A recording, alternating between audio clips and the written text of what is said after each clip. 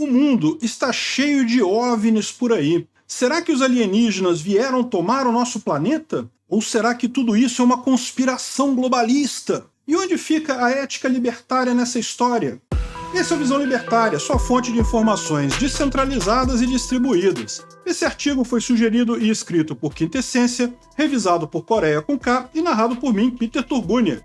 O avistamento de diversos OVNIs em diferentes partes do mundo tem tomado conta dos noticiários. No dia 2 de fevereiro, um balão chinês foi avistado sobrevoando o espaço aéreo norte-americano. No mesmo dia, um objeto semelhante foi visto nos céus da América Latina. Já no dia 10 do mesmo mês, outro objeto foi observado nos céus do Alasca, tendo sido abatido no mesmo dia, mas sem que o governo norte-americano confirmasse sua origem. No dia seguinte, outro objeto foi visto nos céus do Canadá, sendo igualmente derrubado por aviões daquele país. Mais uma vez, não houve confirmação a respeito da natureza ou procedência do objeto. E nesse mesmo dia 11, cerca de 20 moradores da região de Paysandú, no Uruguai, afirmaram terem visto luzes voando baixo no céu, algo que também foi interpretado como possíveis objetos voadores não identificados. E não parou por aí. No dia 12 de fevereiro, dessa vez na China,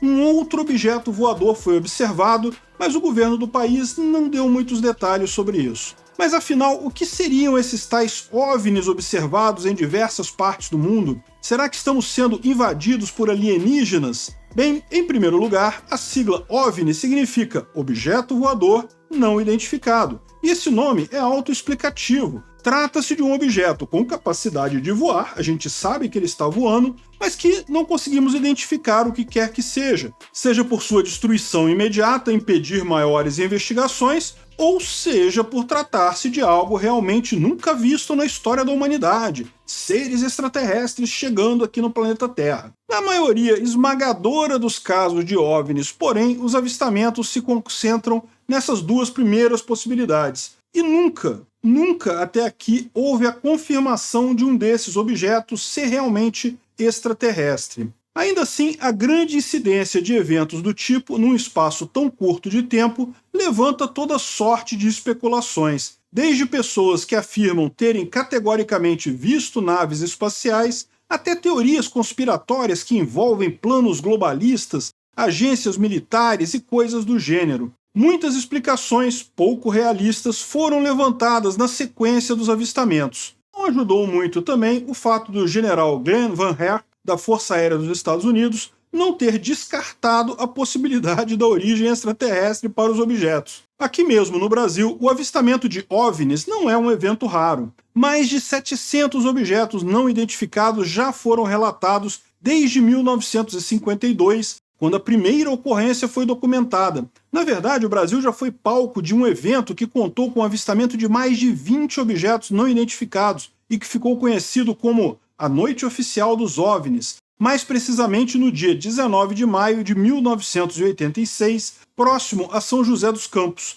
Os objetos foram inicialmente detectados por um operador de torre do aeroporto da cidade. Em seguida, 5 aviões da Força Aérea Brasileira foram enviados ao local, mas não conseguiram interceptar nenhum dos objetos. E para apimentar ainda mais toda a história, a chamada teoria Blue Beam voltou à tona por causa desses acontecimentos. De acordo com essa ideia, sugerida pelo jornalista canadense Serge Monast, a NASA, em parceria com a própria ONU, estaria desenvolvendo um sistema de alta tecnologia que simularia uma invasão alienígena. O objetivo por trás disso seria causar pânico a nível mundial, como uma forma de viabilizar a adoção de um governo globalista que controlaria todas as pessoas, como se fosse uma entidade capaz de fazer frente a uma invasão extraterrestre. Aquela velha teoria dos inimigos, nós versus eles, né? A única forma de unir todo o planeta Terra seria um inimigo comum externo ao planeta Terra. Até mesmo um antigo tweet do Olavo de Carvalho foi descoberto para reforçar ainda mais essa hipótese. Contudo, o mais provável é que essa série de avistamentos não signifique nada demais. OVNIs são observados a todo momento, e o desconhecimento sobre a sua origem e sua natureza decorre muito mais do sigilo estratégico com que tais objetos são tratados do que qualquer outra coisa. A onda de avistamentos desses objetos provavelmente se deve, em primeiro lugar, há atritos geopolíticos que levam os países envolvidos a dar muita publicidade ao abatimento de objetos vindos de outros países, algo que é razoavelmente comum, diga-se de passagem. É como afirmou o secretário-geral da OTAN, Jens Stoltenberg: o que vimos nos Estados Unidos faz parte de um padrão em que a China e também a Rússia estão aumentando suas atividades de vigilância dos aliados da OTAN. E, segundo lugar, isso se deve também a algum grau de histeria coletiva. Quanto mais gente afirma observar objetos voadores não identificados, mais pessoas começam a procurar por tais objetos. Certamente esse é um fenômeno que causará muito hype, mas que será rapidamente esquecido. Ainda assim, podemos analisar essa questão com base na ética libertária. O aspecto da propriedade do espaço aéreo já foi abordado no vídeo Balão Espião Chinês é detectado sobre os Estados Unidos, cujo link está na descrição desse vídeo. Dessa vez iremos abordar a seguinte questão: no caso de um contato de seres humanos com uma espécie alienígena, qual critério ético deveria ser utilizado? Como ficaria a questão da propriedade privada e da autopropriedade dos alienígenas? Eles seriam sujeitos às mesmas regras que nós, humanos? Bem, existem algumas formas de abordarmos essa questão com base na ética libertária. Como o libertarianismo não é uma doutrina dogmática, mas uma compreensão das relações humanas que se aperfeiçoa com base nas contribuições de novos pensadores, há uma série de divergências com relação a alguns princípios. Enquanto todos os libertários concordam que a propriedade privada é a base das relações humanas, que o Estado é uma gangue e que imposto é roubo, outros aspectos do pensamento libertário não são tão óbvios.